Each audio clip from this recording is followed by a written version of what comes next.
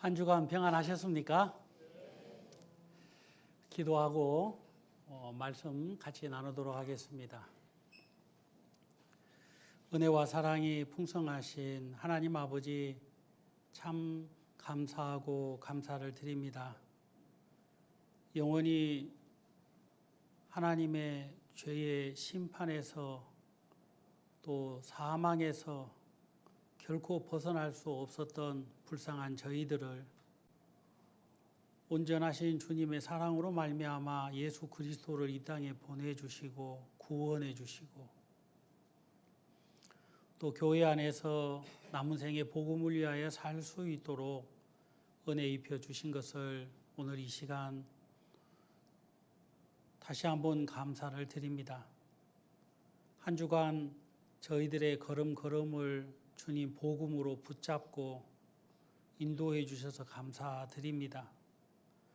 우리가 살고 있는 이곳 천안 땅뿐만 아니라 전국 전 세계 주님께서 보내신 선교사님과 그의 가정들을 통하여 복음을 쉬지 않고 계속해서 전할 수 있도록 은혜 입혀 주셔서 감사합니다. 우리 특히 선교사님들 또 그의 가정 하나님 지켜주시고 귀하고 귀하게 복음에 쓰임 받을 수 있도록 은혜를 입혀 주시옵소서.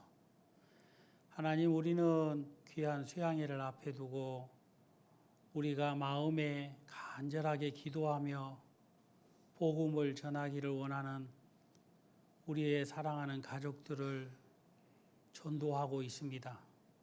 하나님, 우리에게 큰 은혜를 입혀 주시고 지혜를 허락해 주시고 무엇보다도 전도한 사람들을 향하여 열린 마음을 주셔서 기도하고 있는 모든 사람들 다 잃어버리지 않고 얻을 수 있도록 축복해 주시옵소서. 오늘도 귀한 주님의 마음을 배우고자 이 자리에 나왔습니다. 하나님, 준비된 말씀으로 오늘 우리들의 마음을 찾아 가르쳐 주시옵소서. 주님 앞에 부탁을 드립니다. 예수님의 이름으로 기도하옵나이다. 아멘. 오늘은 고린도후서 5장에 있는 말씀 보시겠습니다. 신약 성경 고린도후서 5장입니다.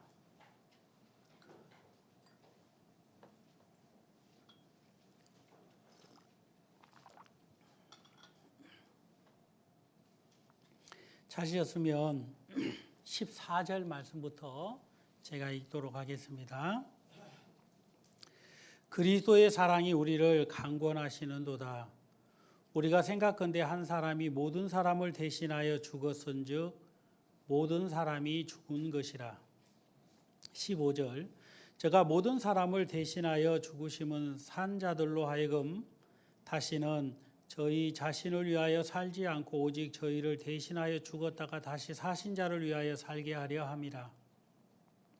그러므로 우리가 이제부터 아무 사람도 육체대로 알지 아니하노라. 비록 우리가 그리스도도 육체대로 알았으나 이제부터는 이같이 알지 아니하노라. 그런즉 누구든지 그리스도 안에 있으면 새로운 피조물이라.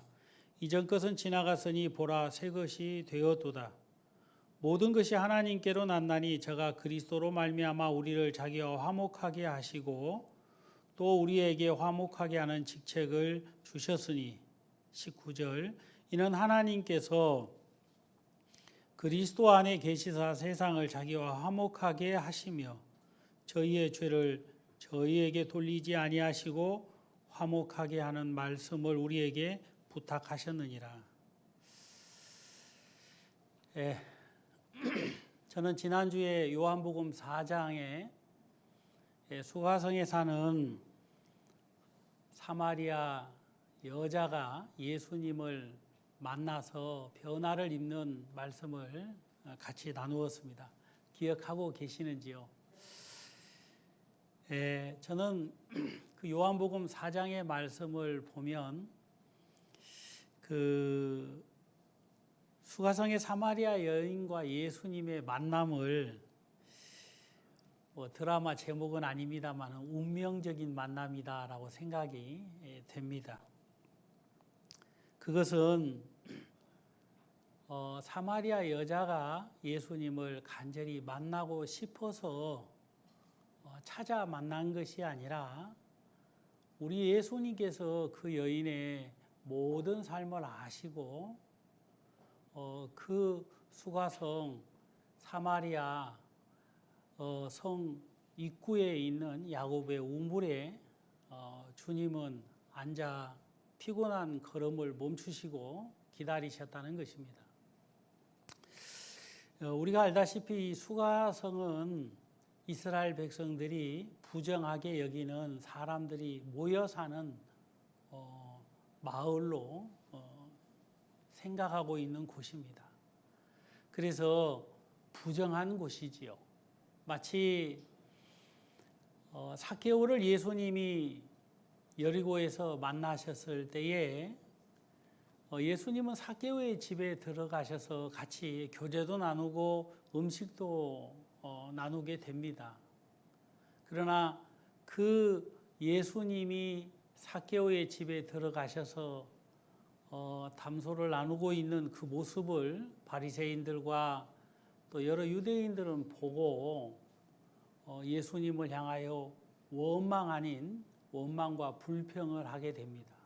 그 이유는 다른 것이 아니라 저가 죄인의 집에 들어갔도다라고 얘기를 했습니다. 사람들의 눈에는 의인의 집, 선인의 집 이런 나름대로 구분하는 기준이 있습니다. 그런데 예수님께서 죄인의 집에 들어갔다고 생각을 하니까 많은 사람들이 원망하고 불평을 했던 것입니다. 요한복음 4장에도 보면 이 여인은 동일한 부류의 사람입니다. 아마도 더 유대인들로부터 무시와 천대를 받는 사람일 수도 있다는 것입니다. 아무도 피곤에 지쳐있는 그 여인을 찾는 사람이 없었지만 예수님은 찾으셨다는 것을 우리가 성경을 통하여 보면 정말 하나님이 간절하게 은혜와 긍휼을 베풀고 베풀어서 찾아 만났다라는 것을 우리는 알게 됩니다. 그런 것이 아니라 내적인 사마리아 여인의 삶을 보면 죄도 많고 허물도 많은 여인이었습니다. 죄가 많고 허물이 많다는 것은 그 여인의 삶들 속에 고통이 끊이지 않는다는 이야기고 눈물이 끊이지 않는다는 얘기인 것입니다. 여러분, 여러분의 허물 때문에 눈물을 흘린다. 얼마나 참 가슴 아픈 이야기입니까? 우리네 어르신들은 예전에 못 살고 힘들고 어려워서 어려운 자신의 형편 때문에 신세 한탄을 하면서 눈물 안 흘리는 분이 없었다고 합니다. 어떻게 처자식을 잘 간소하면서 행복하게 살 것인가? 전 국민이 다 그렇게 고심하면서 살았다고 합니다. 어렸을 때 저는 그런 사실도 모르고 반찬 투정을 자주 했습니다. 엄마, 왜 우리는 맨날 김치만 먹어야 돼요? 그런데 늘 알아듣든지 못 알아듣든지 부모님은 저에게 이거 먹는 것만으로도 감사해야 된다라고 가르쳐 주시곤 했어요. 그러면서 엄마가 어렸을 때는 먹을 것이 없어서 나무 뿌리, 풀뿌리 그렇게 먹고 자랐단다라고 말씀을 해 주시면 도대체 이해가 갈 수 없었습니다. 왜 그러냐면 저의 시대 때에는 없다 해도 그래도 새끼 밥 먹고 살았기 때문입니다. 한 번은 짜증이 나서 반찬 투정을 많이 했더니 이것도 못 먹고 죽는 사람이 많다 그러면서 막 뭐라고 하시는데, 제가 눈을 들어 아무리 우리 동네에 그런 사람이 있는가 하고 찾아볼래야 찾아봐도 그런 사람이 없는 거예요. 어린아이 마음속에 엄마는 너무 거짓말을 심하게 하시는 분처럼 여겨지기도 했습니다. 그런데 그건 거짓말이 아니고 사실이었다는 거예요. 이 여자는 낮 12시에 물을 길러 온 여자였습니다. 지치고 피곤해 있었습니다.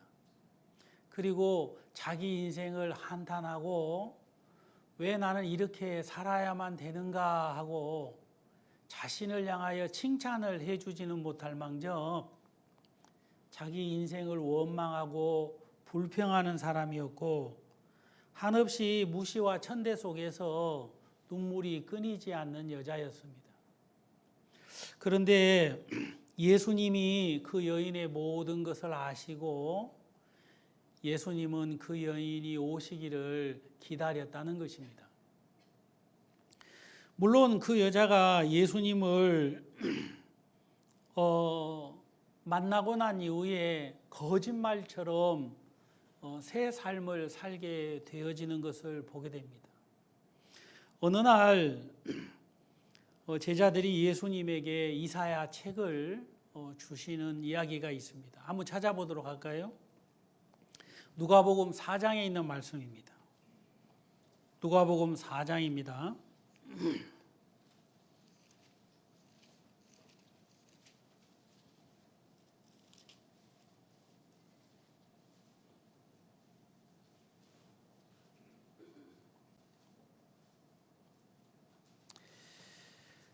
17절로 19절 말씀을 좀 길지만 예수님께서 회당에서 이사야 책을 펴서 읽으셨던 말씀이기 때문에 무척이나 굉장히 중요한 말씀이기도 합니다. 그래서 우리 다 같이 한번 17절부터 19절까지 읽겠습니다. 다 찾으셨습니까? 그러면 소리 내서 한 목소리로 읽겠습니다. 선지자 이사야의 글을 드리거늘 책을 펴서 이렇게 기록한 데를 찾으시니 주의 성령이 내게 임하셨으니 이는 가난한 자에게 복음을 전하게 하려 하고 내게 기름을 부으시고 나를 보내사 포로된 자에게 자유를 눈먼 자에게 다시 보게 함을 전파하며 눌린 자를 자유케 하고 주의 은혜의 해를 전파하게 하려 하심이라 하였더라. 예수님께서 안식일 날 회당에서 이사야 성경책을 받으시고 이 말씀을 펴서 예수님이 읽으셨습니다. 예수님은 자기 자신이 누구인지 모든 사람에게 자세히 가르쳐 주고 싶으셨어요. 그 이유는 예수님이 해야 될 일이 너무나도 중요한 일이기 때문이었습니다. 여기에 나와 있는 말씀처럼 이사야가 그리스도가 이 땅에 오면 어떤 일을 할 것인지에 대한 말씀을 예언하고 있습니다. 포로된 자에게 자유를 주고 눈먼 자에게 다시 보게 할 뿐만 아니라 눌려있는 자에게 또 자유를 주고 주의 은혜의 해를 전파하게 하려 한다 그랬습니다. 예수님은 이렇게 당신이 하셔야 될 일을 아셨기 때문에 이 요한복음 4장에서 이 여인을 만난 것입니다. 예수님의 마음은 분명하게 이 여인을 향하여 어떠한 일을 해야 될 것인지를 알고 계신 것입니다. 이사야 25장 8절에 보면 예수님은 이 땅에 오시면 사망을 영원히 멸할 것이다 라고 말씀하고 있습니다. 이 사망을 영원히 멸한다라는 뜻은 모든 얼굴에 눈물을 씻기시고 모든 백성의 수치를 온 천하에서 제한다는 뜻입니다. 백성의 눈물을 예수님은 씻어주시고 눌려있는 그 무엇인가 말할 수 없는 개개인의 수치를 예수님이 온 천하에서 제하신다 그러셨어요. 예수님의 마음은 아마도 들떠 있었을 수도 있었을 것입니다. 어린아이처럼 마냥 들떠 있다는 얘기가 아니라 이 여인을 만나면 예수님의 말씀을 인해서 이 여자의 눈물이 씻겨지고 이 여자애를 어렵게 하고 무겁게 하고 고통스럽게 하고 저주스럽게 한 그 모든 수치를 온 천하에서 제할 수 있기 때문에 그런 것입니다. 여러분은 다 부모님이시니까 조금이나마 제 이야기를 공감하실 수 있을 거라고 생각이 되는데요. 우리 아이가 선글라스가 없어서 제가 선글라스를 하나 사주려고 준비를 했습니다. 부모님이니까 선글라스를 하나 준비해가지고 그걸 신청을 해서 우편으로 보내는 것이 저한테는 무척이나 즐거움입니다. 왜 그러냐면 사랑하는 아이를 위하여 큰 건 아닐지라도 내 나름대로 제가 그 아이를 살피고 엄마가 그 아이를 살펴서 이것이 좀 필요하겠구나라고 생각을 했기 때문에 준비해서 보내는 것은 저한테 큰 기쁨입니다. 우리 예수님도 이 여인을 다 알고 계셨기 때문에 이 여인은 아는지 모르는지 예수님은 이 여인을 만나는 것을 그렇게 기뻐하고 기뻐하셨을 것입니다.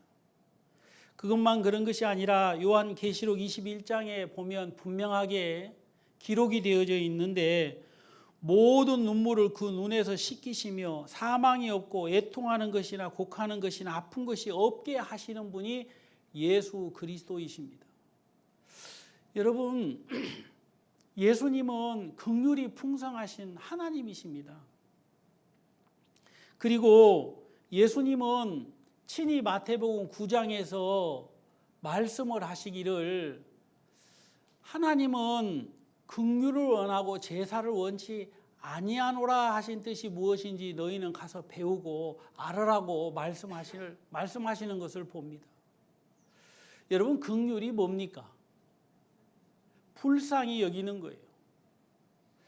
여러분, 모든 사람들을 이 세상에서 살피신 분이 예수님이고 불쌍히 여기시는 분이 예수님이신 것입니다. 이 여인을 정말 죄악에서 허물에서 구원하실 예수님, 얼마나 그 마음은 기쁘고 감사하겠습니까? 한 마리 잃어버린 양을 주님이 찾으시면 그 어린 양을 어깨에 메고 돌아와서 내가 잃은 양을 찾았노라 하면서 잔치를 베푼다는 말씀이 있습니다. 여러분, 한 드라크마를 잃어버렸는데 그 드라크마를 찾기 위하여 쓸고 찾고 찾다가 찾으면 잔치를 베푼다는 것입니다. 저는 너무 세속적인 사람인지는 몰라도 한 마리 양값이나 잔치값하고 비교를 해보면 어떤 게 돈이 더 많이 들까? 잔치값이 더 많이 들. 동네 사람들을 불러놓고 여보시오, 내가 잃어버린 양을 찾았어. 우리 잔치를 베풉시다. 배바다 배꼽이 크겠네. 저는 속으로 그런 생각을 많이 했습니다. 그런데 예수님은 그렇지 않습니다. 잃어버린 한 마리 양을 찾으시면 그 기쁨을 주체하지 못하신다는 것입니다. 그래서 당신이 가지고 있는 그 귀하고 귀한 것을 다 허비했을지라도 그 찾은 기쁨을 모든 사람과 나누고자 하시는 것이 하나님의 마음이고 예수님의 마음인 것입니다. 여러분, 이 여인이 예수님을 만나고 난 이후에 너무너무 기뻤습니다. 왜 기뻤느냐면 자기의 인생이 바뀔 거라고 꿈에도 생각을 못했다는 것입니다.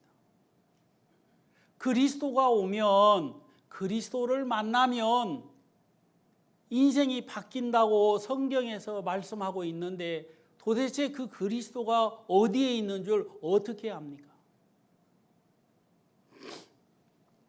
한 번은 어떤 한 도시를 전도 여행을 가게 됐습니다. 한 형제님이 우리 고향에 와서 복음을 좀 전해주세요 해서 그 고향을 방문하게 됐는데 그 고향, 그 도시 이름이 구원자라는 도시입니다. 참 이름도 좋죠. 사우바도르 그러는데 그곳에 갔습니다. 갔는데 너무너무 위험한 곳에 사는 거예요. 제가 그 동네를 가기 위해서 지하철을 탔는데 지하철 앞 뒤에 무장하는 경찰이 총을 들고 타는 걸 봤습니다. 모든 칸칸이 2명씩 앞뒤로 타는 걸 보면서 조금 무섭더라고요.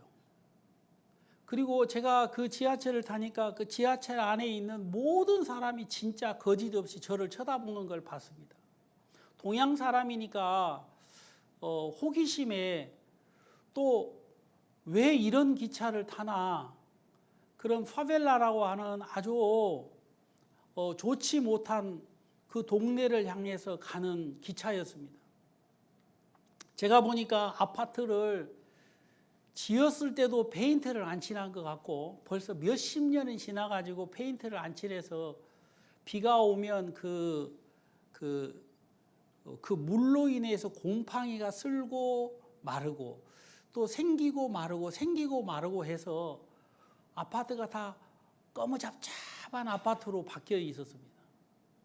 그곳에 사는 한 아주머니가 저한테 목사님 어떻게 하면 구원을 받습니까? 라고 제 손을 잡고 묻게 되는 것을 제가 경험을 했습니다. 물론 그 일로 인해 가지고 그 도시에 교회를 세웠습니다. 하나님은 우리보다도 더 간절하신 분이고 하나님은 우리보다도 더 불쌍한 것을 다 알고 계시는 분이기 때문에 어떤 사람이 예수 그리스도가 필요한지를 알고 계신다는 것입니다. 여러분, 그 여인을 예수님은 아시고 찾아가셨는데 이 사마리아 여자가 예수님을 만났으니까 얼마나 기쁘겠느냐 이 말입니다. 세상에 이런 곳에 예수님이 오실 거라고는 꿈에도 생각을 못했는데 그가 구원을 받고 너무너무 기뻐서 물동이를 버려두고 자기가 사는 동네에 들어갔습니다. 남편을 6이나 둔 여인이었기 때문에 이제는 고개도 들 수 없는 여자였습니다. 누구하고 감히 대화도 정상적으로 나눌 수 없는 여자였어요. 부끄럽고 수치스럽고 저주스러운 인생을 가졌다고 생각한 여인이었기 때문에 더더욱이 그런 마음이 강했을 것입니다.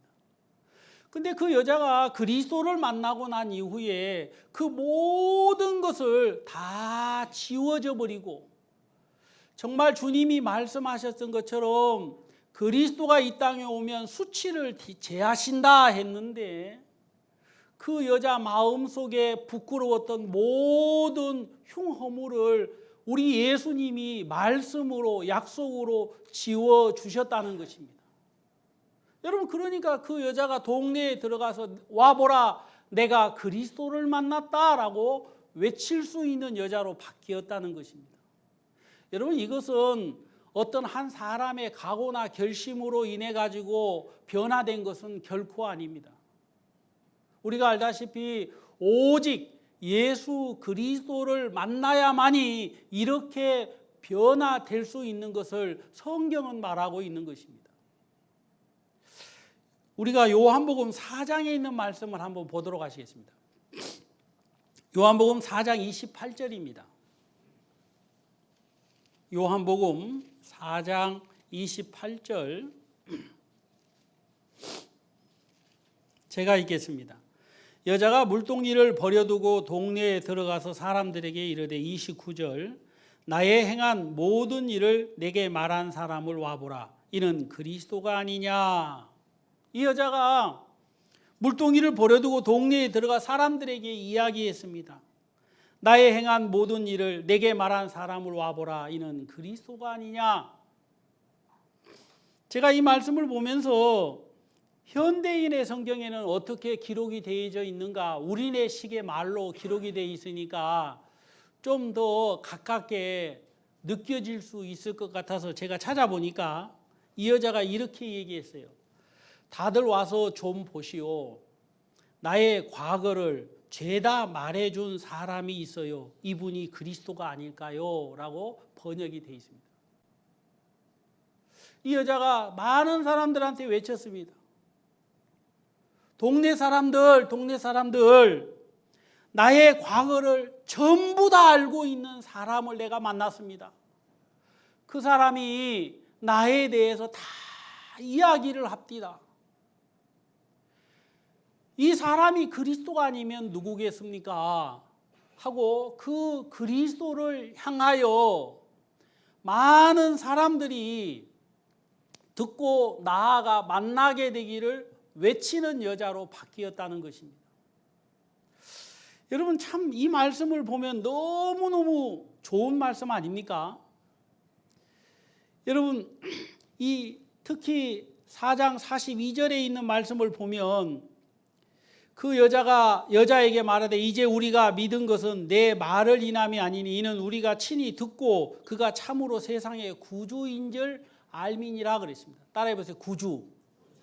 여러분 구주라는 말은 메시아, 그리스도라 같은 말입니다. 이 여자의 전도를 통해서 나의 모든 것을 알고 있는 분을 한번 여러분들도 만나보십시오. 그분이 그리스도가 아닌지 누가 알겠습니까? 만나보십시오 하고 전도를 했는데 사람들이 이 여자의 말에 이끌려서 예수님을 만나고 난 다음에 뭐라고 얘기하냐면 우리가 친히 듣고 그가 참으로 세상의 구주인 줄 알미되니라 그랬습니다. 우리가 만나보니까 저 예수님이 구주, 그리스도, 메시아, 우리를 구원할 구원자라는 걸 우리가 알게 됐습니다 라고 그들은 간증하는 것을 봅니다. 여러분 구주라는 말은 요한복음 3장 16절로 17절 말씀을 얘기하는 것입니다. 구주, 메시아, 그리스도, 구원자, 도대체 이게 무슨 말인가 하면 하나님이 세상을 이처럼 사랑하사 독생자를 주셨으니 이는 저를 믿는 자마다 멸망치 않고 영생을 얻게 하려 하심이라. 하나님이 아들을 세상에 보내셔서 세상이 구원받게 하시려고 보낸 그의 독생자, 그게 구주라 이 말입니다. 여러분 이 여인이 전도한 전도를 통해서 동네 사람들이 우리가 구주를 만났다 이렇게 얘기하는 것입니다. 여러분 저는요 이 말씀을 보면서 너무너무 좋았습니다. 구주를 알미라. 도대체 이 여자의 전도가 어떻길래 예수 그리스도를 발견하는 전도를 할까? 참 신기하기도 하고 배우고 싶기도 하고 기회가 된다면 이 여자가 전도했던 전도도 듣고 싶은 마음이 참 간절했습니다. 그런데 성경을 찾아보니까 다른 어떤 것이 아니라 하나님이 우리를 위하여 독생자 예수 그리스도를 보냈는데 그분이 우리를 구원하시기 위하여 오신 분이다. 우리 죄를 씻기 위하여 오신 분이다 라는 말인 것입니다. 제가 구원을 받고 길거리에서 전도를 할 때 아는 성경 말씀이 없어서 예수님이 이 땅에 왜 오신 줄 아십니까? 아주머니, 왜 예수님이 이 땅에 오신 줄 아세요? 아저씨, 왜 예수님이 이 땅에 오신 줄 아세요? 모든 사람이 다 아는 것처럼 보였지만 문제는 여전히 마음속에 죄가 있다고 이야기하는 것을 들으면서 저는 마음에 큰 충격을 받았습니다. 예수님이 이 땅에 왜 오셨는지를 안다면 예수님이 우리의 죄를 씻어 주셨다는 사실도 믿어야 되는데 세상 사람들은 믿지 않은 것을 봤습니다. 물론 저도 안 믿었을 거예요. 여러분, 이것은 이론과 지식이 부족해서가 아니라 많은 사람들의 영혼을 사냥하는 마귀가 다 속여놨기 때문에 눈이 있어도 보지 못하고 귀가 있어도 듣지 못한다는 것입니다. 예수님을 무척이나 사랑한다고 얘기하고 물질도 드리고 인생도 드리고 여러분 모든 것을 거침없이 드리는 사람들이 있는데 그 사람들의 마음의 구원은 여전히 아직까지 해결되지 못하는 것을 보면 너무너무 가슴 아픈 얘기 아닙니까? 저는 자주 설교할 때마다 그 얘기를 합니다. 구미에서 집회를 할 때 시장에 가서 잠깐 전도지를 돌린 적이 있었습니다. 어느 할머니가 이런 나물들을 이렇게 갖다 놓고 시장 그 길가에서 팔고 계셨어요. 전도지를 주니까 이게 뭐요? 하고 묻더라고요. 교회 전도지입니다. 집회 한번 오세요. 그랬더니 그 할머니가 자기는 교회를 30년 다닌다고 합니다. 한 번도 새벽 기도를 빠진 적이 없다고 합니다. 대단하지 않습니까? 그 교회 앞에가 자기 집인데 그 할머니는 한 번도 새벽 기도를 빠진 적이 없다고 합니다. 여러분, 새벽 기도 얼마나 힘든 줄 압니까? 저는 새벽 기도라고 얘기는 하지 못하지만 언젠가 몇 년 동안 마음을 정하고 아침 6시에 일어나 가지고 1시간 동안 성경을 봐야 되겠다 해서 그걸 지키려고 무던히 애를 써본 적이 있습니다. 엄청나게 힘들더라고요. 여러분, 근데 그 할머니는 그렇게 교회를 열심히 다니신 분이었어요. 그래서 제가 물었습니다. 할머니, 소원이 뭐세요? 교회 다니는데. 그 할머니가 말씀하시기를 나는 천국 가는 게 내 소원입니다. 그랬어요.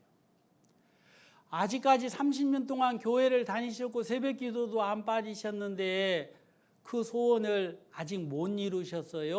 하고 물었더니 그 할머니가 한숨을 푹 쉬시면서 하시는 말씀이 죄가 너무 많아서 그렇게 말씀을 하십니다. 저는 지금도 의심 없이 믿는 것은 그 할머니가 거짓말하지 않았다고 저는 믿습니다.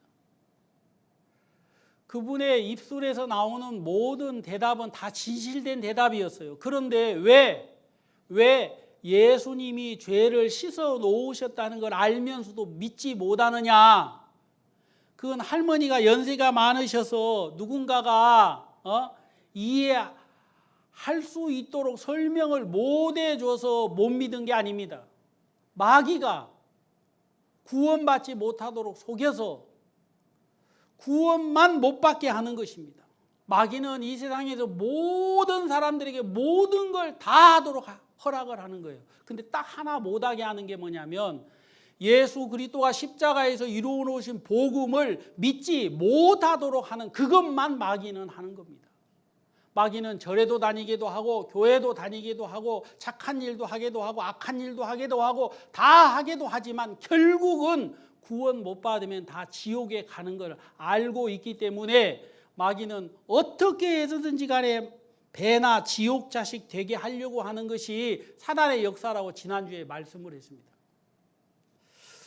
여러분, 에베소서 1장 7절에 보면 우리가 지옥 갈 수밖에 없는 사람들인데 성경은 그리스도 안에서 그의 은혜의 풍성함을 따라 그의 피로 말미암아 구속 곧 죄사함을 받았으니라고 성경에 기록해 놨습니다. 은혜의 풍성함을 따라 그의 피로 말미암아 구속 곧 죄사함을 받았다. 예수님으로 말미암아 구속함을 받은 사람, 그 사람은 그냥 보통 사람이 아닌 것입니다. 여러분들도 각자의 이름이 있습니다. 별명이 있고. 그러나 구원함을 받고 하나님의 자녀가 되면 우리 삶들 속에 말로 표현할 수 없는 분명한 사실이 있는데, 그건 다른 것이 아니라 죄와 사망의 법에서 여러분 벗어나는 것입니다. 로마서 8장 1절로 2절 말씀에 보면, 그러므로 이제 그리스도 예수 안에 있는 자에는 결코 정죄함이 없나니 그랬습니다. 구원함을 받으면 정죄함이 없는데 왜 그러냐면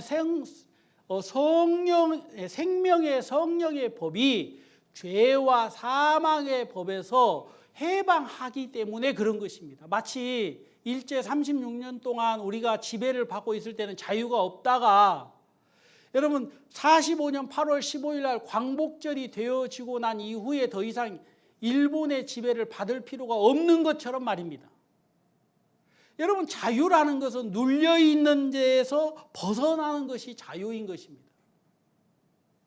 죄에서 우리 예수님이 피로 말미암아 우리의 죄를 용서해 주셨기 때문에 우리가 자유를 얻게 되는 것이에요. 성경은 여러분 이런 삶을 뭐라고 얘기하고 있느냐 하면, 더 이상 송사가 필요 없고 더 이상 정죄가 필요 없고 더 이상 대적이 필요 없는, 말 그대로 하나님의 자녀가 됐다는 것입니다. 여러분, 우리가 아담의 후손으로 영원히 지옥 갈 수밖에 없는 사람에서 예수 그리스도의 피로 말미암아 죄 사함을 받고 난 이후에는 하나님의 자녀가 된 것인 것입니다. 여러분, 하나님의 자녀는 누구도 정죄할 수 없고 누구도 송사할 수 없고 누구도 대적할 수 없는 거예요. 누가 그리스도의 손에서 주님이 피로 말미암아 구속하여 잡고 있는 사람을 뺏을 수 있는 그 어느 누구도 없다는 것입니다. 여러분, 그것은 다른 것이 아니라 에베소서 1장 13절에 보면 너희의 구원의 복음의 말씀을 듣고 이루어진 사실이라는 것입니다. 여러분, 그래서 복음은 생명의 말씀인 겁니다. 누구든지 말씀을 들으면 그 죄에서 벗어나는 것이 생명의 말씀인 거죠. 여러분, 저는 이제 여름이 되면 많이 마시는 음료수 중에 하나가 아입니다. 뭔지 아십니까? 아이스크림이 아니라 아이스 아메리카노입니다. 그러면 뜨거운 커피는 뭐냐? 뜨.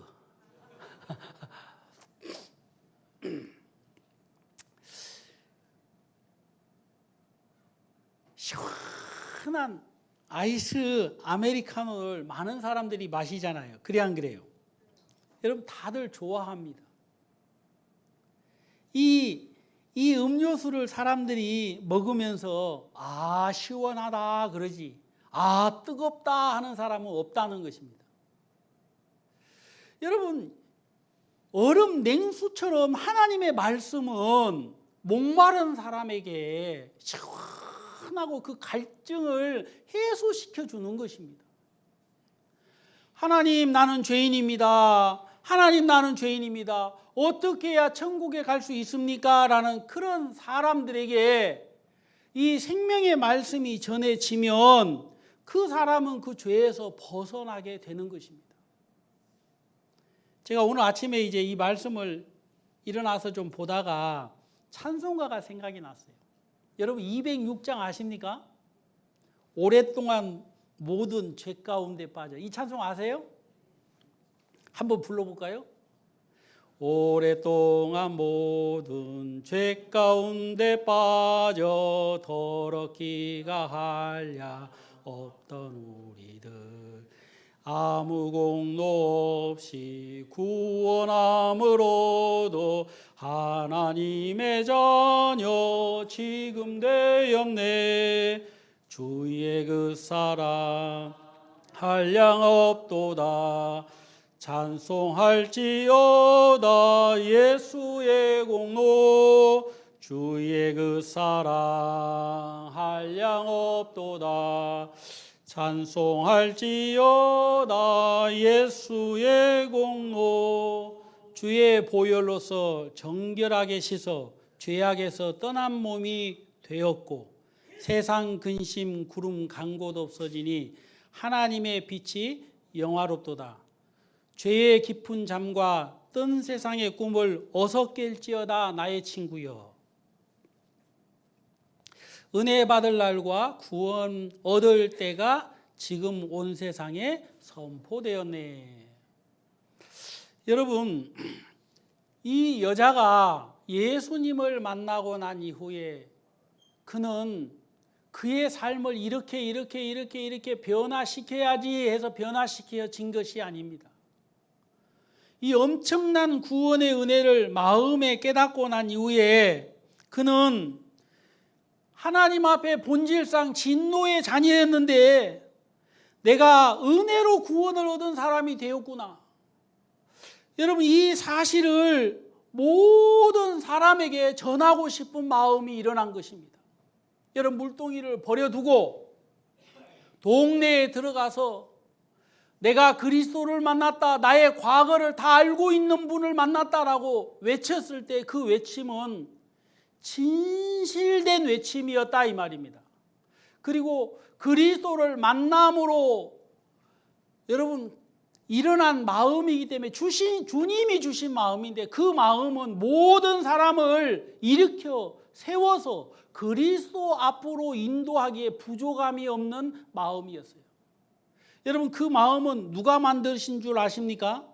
하나님이 만드신 것입니다. 에베소서 2장 10절 말씀 한번 찾아보겠습니다. 에베소서 2장 10절.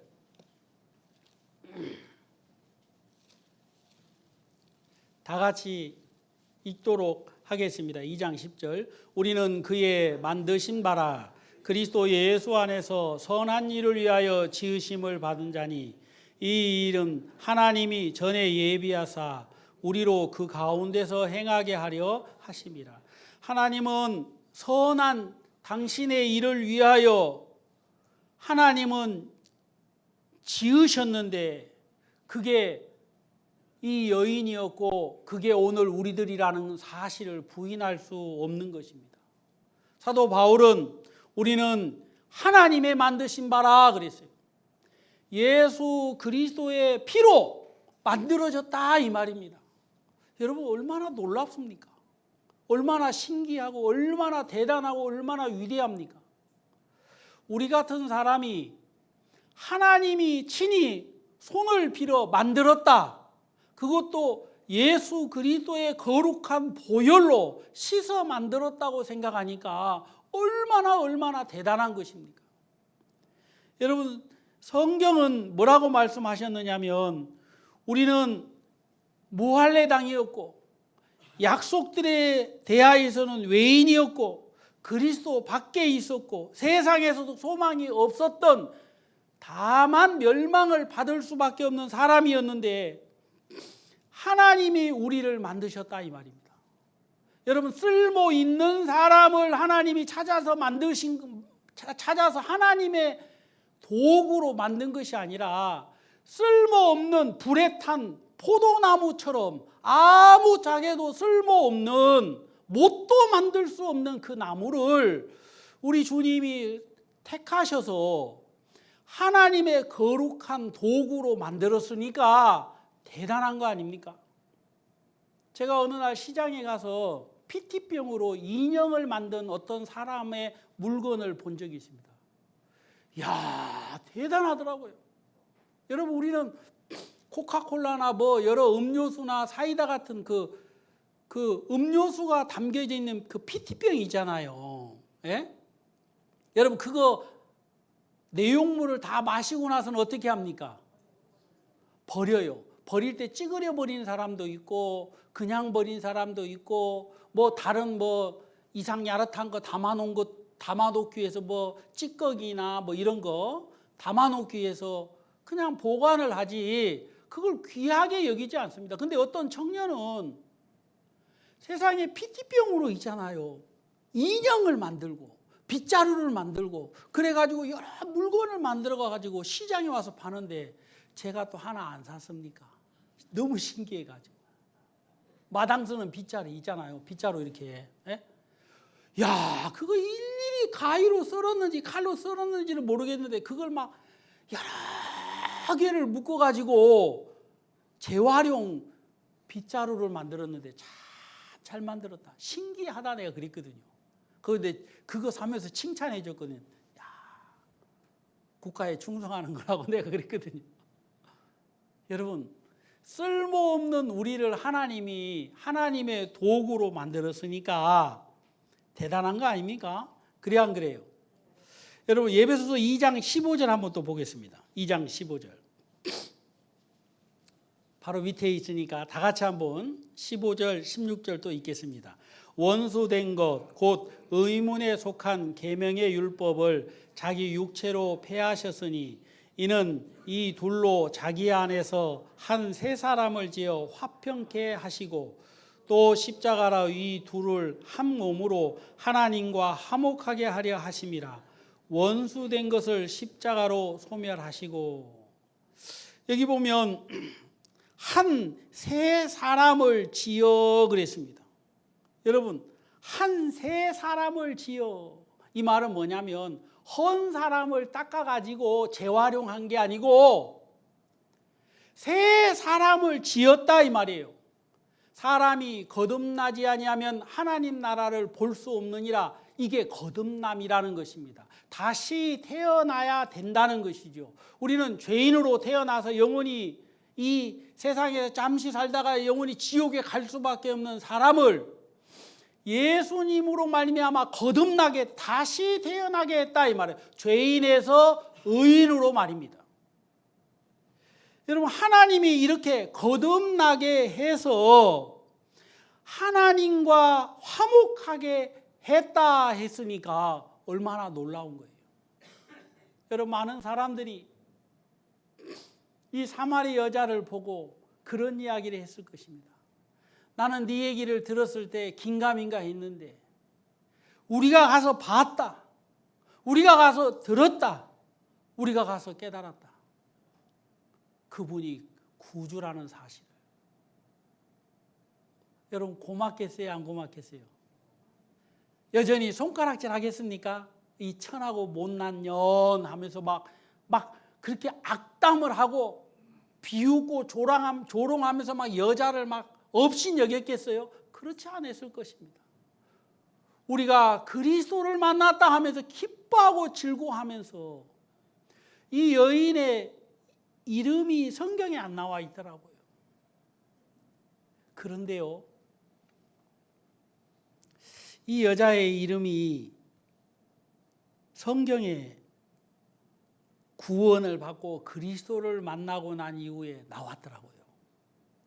어떻게 나왔느냐 하면 성은 새요, 이름은 로운 피조물, 새로운 피조물이라.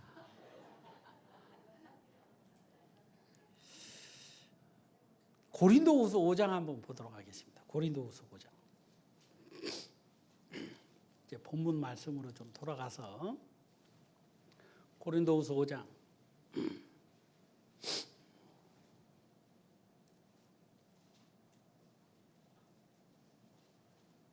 14절 말씀부터 한번 좀 보도록 하겠습니다. 찾으셨습니까? 14절 다 같이 읽겠습니다. 그리스도의 사랑이 우리를 강권하시는도다. 우리가 생각건대 한 사람이 모든 사람을 대신하여 죽었은즉 모든 사람이 죽은 것이라.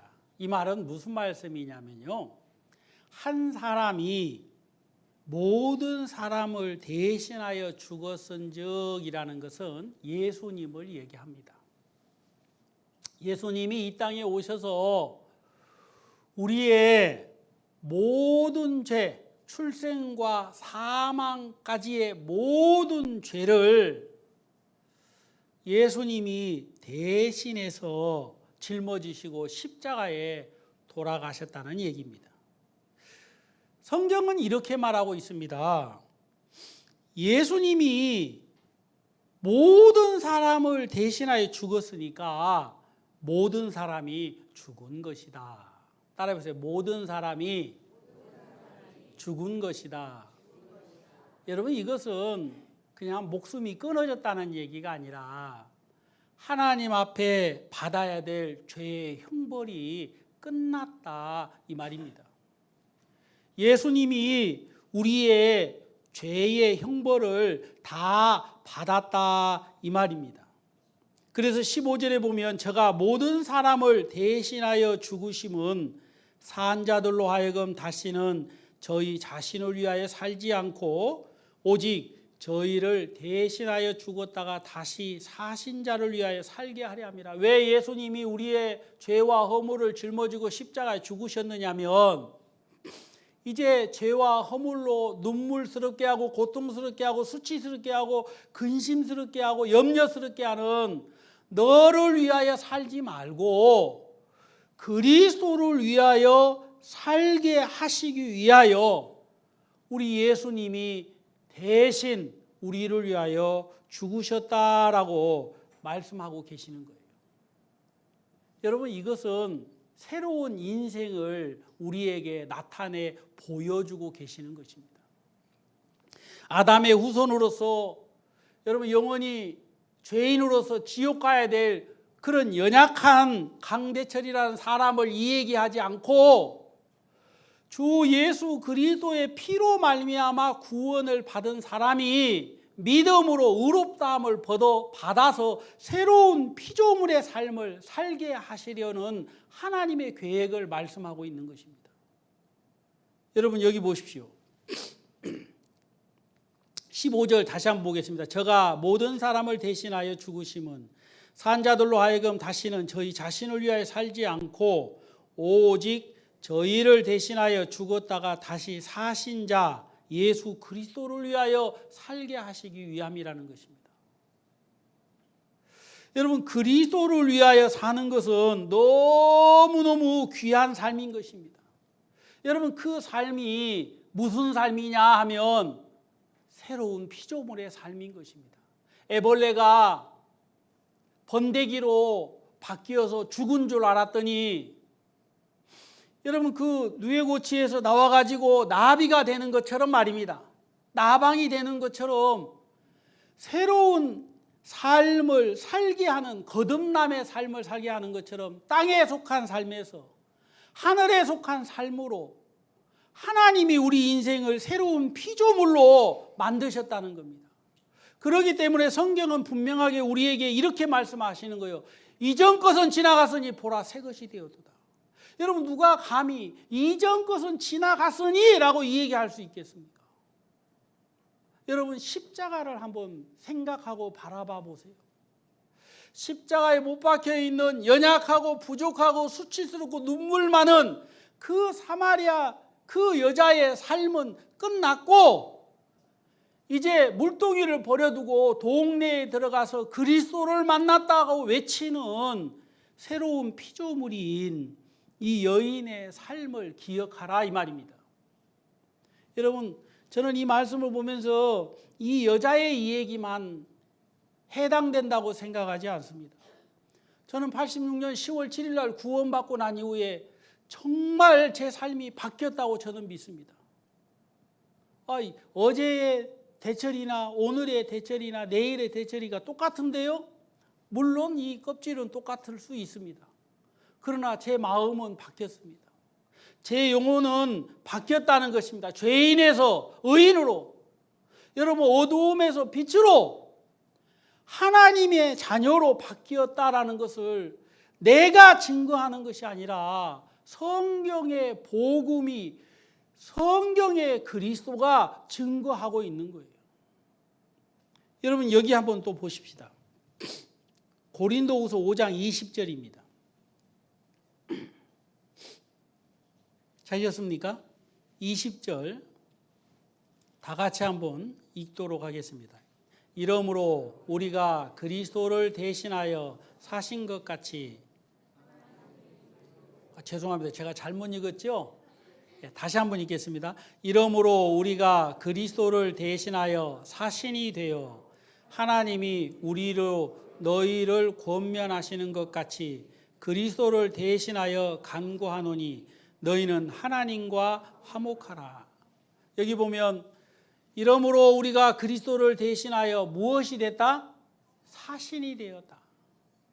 하나님의 종이 되었다. 일꾼이 되었다. 여러분, 이것은 18절, 19절에 나와 있는 것처럼 화목하게 하는 직책을 하나님이 주신 것입니다. 여러분, 어떤 사람도 하나님과 화목하게 할 수 있는 직책을 주셨다 이 말입니다. 하나님의 사신이 되었다 이 말이에요. 여러분, 그것은 이 21절에 있는 말씀처럼 하나님이 죄를 알지도 못하신다로 우리를 대신하여 죄를 삼으신 것은 우리로 하여금 저희 안에서 하나님의 의가 되게 하려 하심이라 그랬어요. 하나님의 의가 되게 하시기 위해서 우리를 주님이 구원해 주시고 그리스도의 말씀으로 우리의 삶을 고치시고 그리스도의 말씀으로 우리의 삶을 인도하시고 여러분 그리스도의 말씀 우리 마음에 부어 주셔서 결국에 많은 사람들에게 왜 예수 그리스도가 이 땅에 오셨는지를 이야기할 수 있는 주의 사신으로 하나님이 바꾸어 주셨다 이 말입니다. 여러분 우리가 복음을 부끄러워할 필요가 없는 것은 이 복음은 어떤 사람에게는 비웃음의 조롱거리가 되는 얘기처럼 들리고 보여질지 몰라도 어떤 사람에게는 감사의 눈물을 흘리고 이제 내가 그리스도를 만났다, 내가 하나님의 자녀가 됐다 하면서 평생의 땅을 치고 통곡했던 사람이 기뻐 뛰며 감사하는 사람으로 바꿀 수 있는 능력의 말씀이라는 것입니다. 여러분 마치 사도행전 3장에 보면 성전 미문에 앉은 안진뱅이가 베드로에게 뭐 좀 먹을 걸 좀 살 수 있도록 돈 좀 주세요 하고 구걸을 했지 않습니까? 베드로가 요한으로 더불어 그 안진뱅이를 보고 뭐라고 얘기했습니까? 은과 금은 내게 없거니와 내게 있는 것으로 내게 주노니 나사렛 예수 그리스도의 이름으로 걸어라 그랬어요. 여러분 그리고 그의 손을 잡아 일으키니까 발과 발목에 힘을 얻더만 일어서서 걷게 되는 것입니다. 여러분 우리 찬송 잘 알잖아요. 그는 걸었네 뛰었네 찬양했네 그는 걸었네 뛰었네 찬양했네 곧 나사렛 예수 이름으로 일어나 걸으라. 예수님의 그 이름으로 말미암아 이 안진뱅이가 일어나고 난 이후에 그는 안진뱅이에서 구걸하는 사람으로 모든 예루살렘 성 사람들에게 각인이 박혔는데 이제는 그 사람이 거름뱅이 안진뱅이가 아니라 그리스도를 증거하는 사람으로 바뀌어 버렸다는 것입니다. 여러분 그가 증거하는 증거는 사실적인 증거입니다. 거짓이 1%도 포함이 되어 있지 않는 증거이고 그가 걸어서 뛰면서 찬송하면서 증거하는 증거는 하나님의 역사의 증거라는 것입니다. 여러분 우리가 예수님이 내 죄를 씻어주셨습니다. 여러분 이 증거는 여러분 회사에서 부끄러워해야 될 증거가 아닙니다. 여러분 이 증거는 학교에서 부끄러워해야 될 증거가 아니에요. 이 증거는 모든 사람을 살릴 수 있는 증거입니다. 자 여기 보면 고린도후서에 있는 말씀 한 구절만 더 보도록 하십시다. 2장입니다. 고린도후서 2장.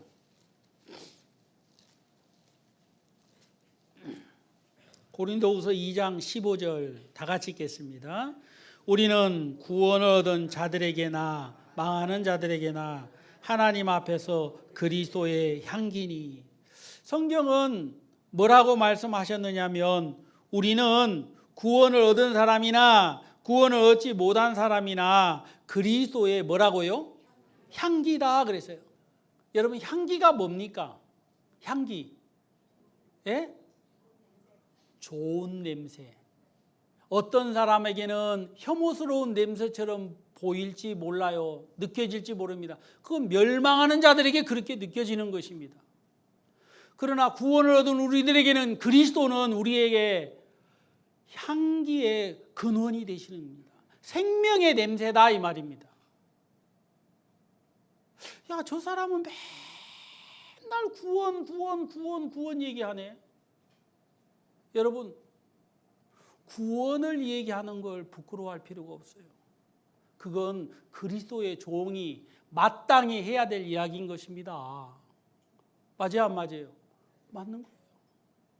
여러분, 물에 빠진 사람을 건져주고, 여러분, 그 사람이 구원자가 돼서 그 구원을 수치스럽게 생각하는 사람이 어디 있어요? 온 세상의 뉴스에서 저 사람은 의인이라고 얘기하지 않습니까?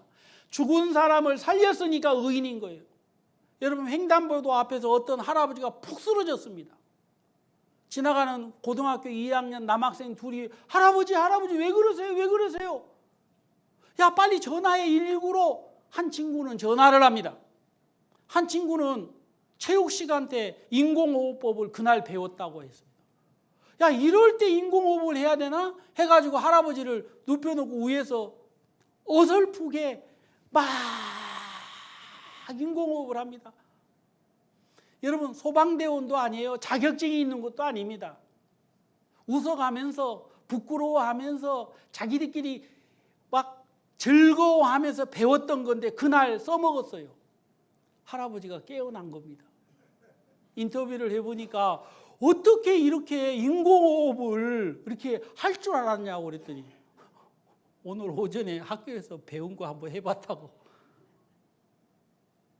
여러분, 어설픈 고사리 손과 같은 아이의 손일지 몰라도 대단한 거 아닙니까? 여러분, 그 할아버지를 사망해서 다시 깨우는 손인 거예요. 그래서 여러분, 고등학교 2학년 학생이지만 뉴스에서는 그 아이를 의인이라고 얘기합니다. 의인. 그리고 그 파출소인지 어딘 데서 표창장을 딱 주더라고요. 아이들이 상장을 딱 받으면서 부끄러워가지고 내가 이런 거 받아야 될 사람이 아닌데. 하나님은 우리들에게 그리스도의 향기라 그랬어요. 16절에 보면 이 사람에게는 사망으로 쫓아 사망에 이르는 냄새요, 저 사람에게는 생명으로 쫓아 생명에 이르는 냄새랴. 누가 이것을 감당하리요? 여러분, 어떤 사람에게는 생명을 얻게 하는 냄새입니다. 참 신기한 것은 한 도시에 의인 한 명만 있어도 하나님이 멸망시키지 않는다고 말씀을 하시는 겁니다. 여러분, 한 도시에 의인이 여행을 하면 그 도시는 소망이 생기는 겁니다. 여러분, 그런데 하물며 사명을 가지고 믿음을 가지고 내가 이 도시에, 이 나라에, 이 민족에 복음을 전하겠노라 하고 마음에 굳건한 다짐을 가지고 여러분, 희생을 감수하면서 여러분, 한 도시나 한 민족이나 한 나라에 선교사로 간다면 여러분, 그 도시는 감당할 수 없을 만큼 소망의 꽃이 피는 것입니다. 그래 안 그래요? 그런 것입니다. 여러분, 오늘 하나님은 우리들에게 대체라 너는 그리스도의 향기야 라고 말씀하고 계시는 거예요. 뭐라고요? 우리 목사님 이름이 그리스도의 향기구나. 그럼 여러분은요? 아이고, 남사스럽게 왜 나한테 그리스도의 향기라고 그래요? 나는 냄새 안 좋은 거 안 나기만 하면 다행이에요. 아이고, 저는 육신적이에요. 그렇지 않습니다. 말씀은 뭐라고 기록해서 우리에게 이 얘기하고 있느냐면 그리스도의 향기다. 그것도 하나님 앞에서 그랬습니다. 어디 앞에서요? 하나님 앞에서. 왜 그러냐면 하나님이 만드신 것입니다. 여러분, 이 사마리 여자를 손가락질하고 조롱하고 비웃고 아무도 가까이 가지 않으려고 했는데 그리스도가 그 여인과 만나고 난 이후에 그 여자는 새로운 피조물이 된 것입니다. 거듭난 사람이 된 겁니다. 그래서 제가 이 여자의 이름은 모릅니다. 그러나 내가 분명하게 말씀드릴 수 있는 건 자매가 된 겁니다. 사마리아 자매님 한번 해보세요. 옛날에 어디 도시 어디 마을에서 시집을 오면 전주댁, 저기 천안댁, 또 어디 있습니까? 예? 예? 파주, 또 파주댁도 있어요. 우리 교회에? 아이고 참 좋습니다. 또 무슨 댁이 있어요? 예? 장흥댁. 여기 병천댁도 있지요. 신기리 댁도 있습니까? 그런 건 없습니까? 네. 이 자매님은 사마리아 수가댁이에요. 따라해보세요. 수가댁. 좋아요, 안 좋아요? 하나님의 자매님이 되신 겁니다. 얼마나 귀합니까? 하나님은 이 요한복음 4장의 말씀을 통해서 절망하고 있는 모든 사람에게 하나님은 소망을 주고 믿음을 주고 구원을 주고 그를 일으켜 걸음더미에서 새 생명이 탄생하도록 하시는 것처럼 하나님이 우리를 일으켜 세우기를 원하고 계시는 것입니다. 그래서 요한복음 4장은 다른 사람의 이야기가 아니라 우리들의 이야기인 것입니다. 새로운 피조물로 만드신 예수님의 은혜가 만들어낸 성경이 요한복음 4장인 것입니다. 오늘도 예수님은 우리 안에 들어와 계셔서 여러분 수가성의 야곱의 우물 곁에 예수님이 찾아가 앉아 기다리시는 것처럼 예수님은 우리의 걸음을 우리가 알지 못하는 곳으로 우리가 생각지 못하는 곳으로 인도해서 영혼을 기다리게 되기를 원하고 있습니다. 때로는 직장에서, 때로는 병원에서, 때로는 버스 안에서, 때로는 슈퍼마켓 안에서, 때로는 공원 안에서. 여러분, 하나님은 그렇게 우리를 복음의 도구로 친히 사용하셔서 잃어버린 자를 찾기를 원하신다는 사실을 여러분이 좀 기억하시고 하나님을 향하여서 용기 있는 마음을 좀 가졌으면 좋겠습니다. 그리고 담대한 마음을 가지고 절대로 그리스도를 인하여 부끄러워하는 사람이 없도록 우리 교회 형제 자매님들은 그리스도를 자랑하고 됐어 그만 좀 해 얘기해. 나 지겹다. 너는 입만 열면 예수냐. 나는 그래도 예수님이 좋은 걸 어떻게 해 하면서 또 얘기하고 또 얘기하는. 그래서 예수밖에 없네라는 소리를 들었으면 좋겠습니다. 아시겠습니까? 그게 하나님이 우리를 새로운 피조물로 만드셨기 때문에 가능하다는 사실을 제가 좀 생각하면서 보라 새 것이 되었도다. 하나님의 은혜로 되었다는 것을 다시 한번 생각해 보게 됩니다. 감사합니다. 기도하겠습니다. 하나님 아버지 감사합니다. 우리를 예수님의 복음의 구원으로 말미암아 거듭나게 해주시고 또 새로운 피조물로 하나님의 사신으로 그리스도의 향기로 우리를 주님 세우셔서 많은 영혼들을 구원하는 데 기뻐하시는 것을 보게 될 때 감사합니다. 아무쪼록 우리 모두